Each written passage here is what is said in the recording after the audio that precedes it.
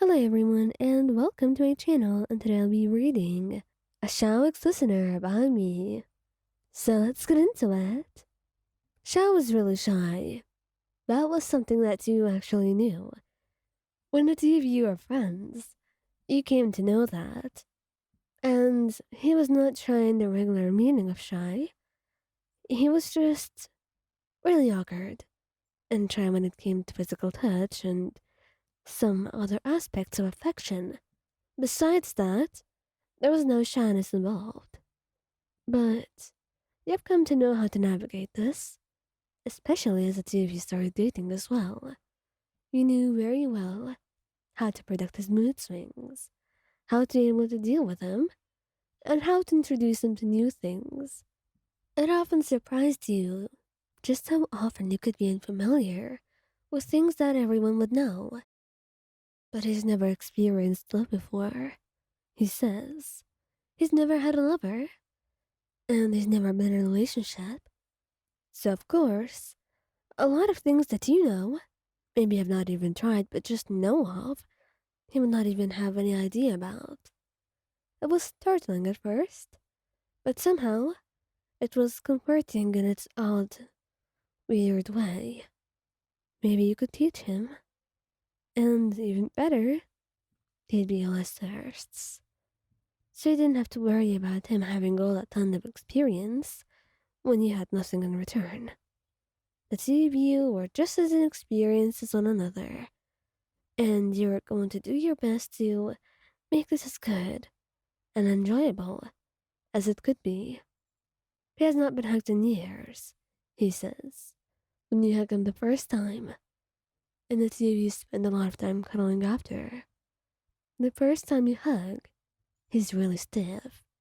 It's very difficult, and you find yourself laughing. But after that, he melts into it, slowly getting more and more comfortable and easing into your hold.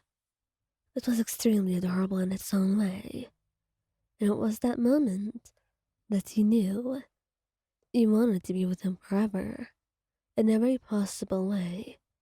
You were his, you would remain his, and you were just so happy that he trusted you so much, that he would want to be yours just as much as you wanted to be his. But even then, there were a lot of obstacles ahead. You knew that better than anyone. Loving Xiao and showing him affection, that was something that you wanted, but it was not just simply as easy as wanting and doing it. It was like introducing someone to a new type of food, but even harder. And Xiao did not even like food, so that was not really a good analogy. Regardless of that, you were determined, just as you were today, to make out with him. The two of you have done it before, maybe once or twice, but you've never really had time to lose yourself in the moment. Xiao was always too anxious, and he found it too overwhelming. He knew he did. He never said it out loud, but you could tell just by the blush on his face, and the way he would be breathless after. But today you wanted that. You hoped he would agree as well. You did not expect him to be just as eager for this as you were. When you walked into the forest to meet him, he told you he would be there today. And that's where you went. And instead of waiting, he seemed to be the one waiting there for you. Oh, Lion, I was worried you wouldn't come today, he said. He smiled softly at him. Then, you tiptoe, kissing his cheek. I was worried I wouldn't find you, or that I would be waiting like last time.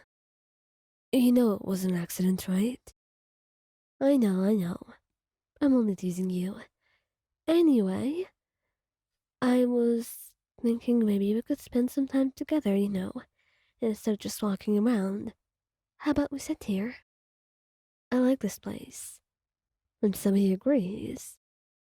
You sat on his lap, something that he's comfortable about. He actually likes it the most things. And he has an arm wrapped around your waist. And slowly, after some time passes, you find yourself leaning up just to kiss him, pressing a soft kiss to his lips. And instead of him being nervous like every time, Xiao does something that surprises you greatly.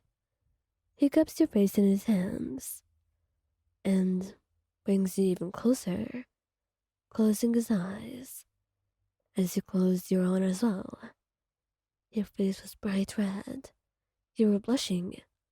It may be that's the first time that he's caught you off guard like this, and it was the best thing that ever happened to you. You were really startled, and in the best of ways. You didn't expect Xiao to do this, but right now you want even more. And Xiao, he was more than happy to give. You melted into his touch and closed your eyes as he pulled you closer and closer until the two of you were pressed together. And soon enough, he broke up the kiss just to breathe, and then he leaned in once more. And little did you know that Zhongli was just gonna happen to walk here.